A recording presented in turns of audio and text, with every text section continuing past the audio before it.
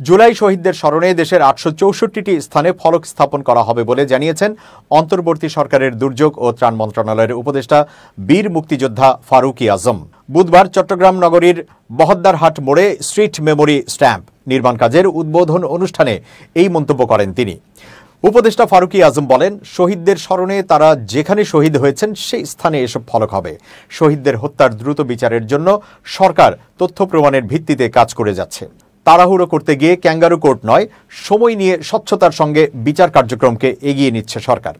জুলাই আগস্টের আন্দোলনে চট্টগ্রামে আন্দোলনের কেন্দ্রবিন্দু ছিল বহদ্দারহাট ও মুরাদপুর এলাকা। সরকারি বেসরকারি স্কুল কলেজ ও বিশ্ববিদ্যালয়ের শিক্ষার্থীদের আন্দোলনে চট্টগ্রামে সবচেয়ে রক্ত ঝরেছে এই এলাকাতেই। জেলার ১৫ জন শহীদের মধ্যে শুধু বহদ্দারহাট ও মুরাদপুরেই প্রাণ হারিয়েছেন ওয়াসিম, শান্ত, ফারুক, তানভীর, সাইমন সহ ৮ জন। তাদের স্মরণে বুধবার দুপুরে বহদ্দারহাট মোড়ে স্ট্রিট মেমোরি স্টাম্প নির্মাণ কাজের উদ্বোধন করা হয়।